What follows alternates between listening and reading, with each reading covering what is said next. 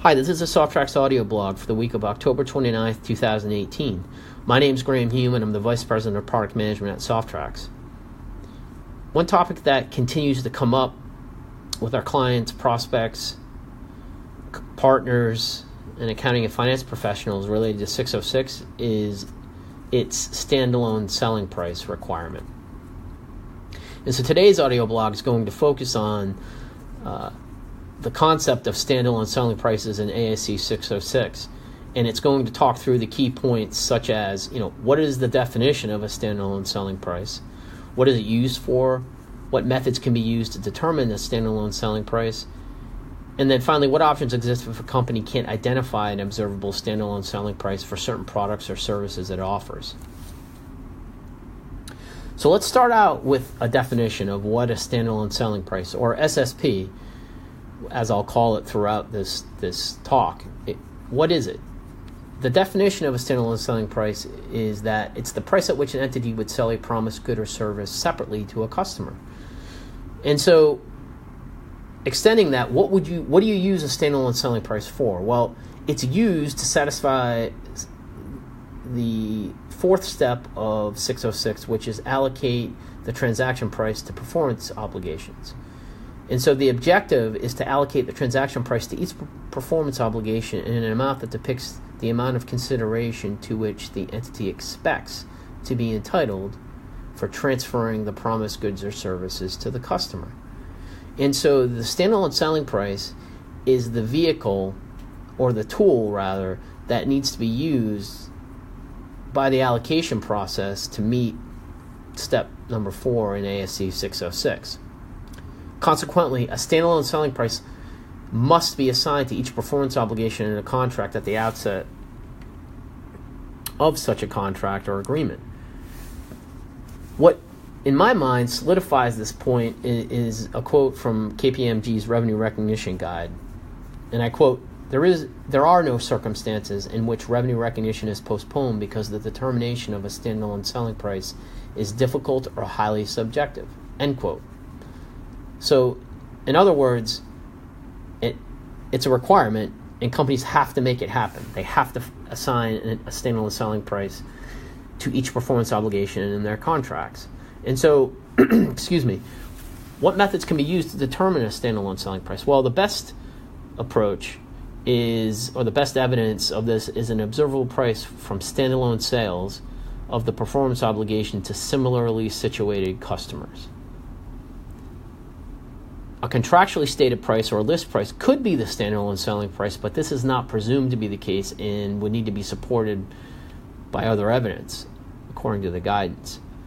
So the top of the food chain is having an observable price from standalone sales that can be used as the performance obligation standalone selling price. But if a company identifies that a standalone price is not observable, what can they do? Well, if a standalone selling price is not directly observable, an entity should estimate the standalone selling price at an amount that will result in the allocation of the transaction price meeting the allocation objective in paragraph 606-10-32-28. So, stated differently or extending that statement would be, while 606 does not mandate exact methods for estimating the standalone selling price when observable prices are not available, the guidance does put forward 2 possible estimation approaches. So really what we're saying here is that if you don't have observable standalone selling prices, then you have to estimate. And if you're going to estimate, there are 2 possible approaches the guidance shares. One is the adjusted market assessment approach, where an SSP is identified by estimating the price that the customer would pay for a product or service in the company's market. This approach references the prices that competitors charge for similar goods or services. So that would be one potential approach. The other potential approach is the cost plus margin approach, where it estimates the cost of satisfying the performance obligation where it provides a good or service, and then adds a requisite margin on top of it. So that's the second approach. Again, those are 2 possible approaches the guidance puts forward, but those don't preclude, they neither preclude or prevent a company from using a different approach if they feel that's a more appropriate path to estimate SSPs. It's just that the company has to apply its alternate approach consistently, and it has to support it quantitatively and qualitatively. The other key point I'd make is that it's not always a given that you'll use one approach within a given contract to establish SSP. Rather, for example, within a given contract, some goods or services might have might have observable prices from standalone sales of the performance obligations to similarly situated customers. So in other words, they may have performance obligations that have observable prices from standalone sales.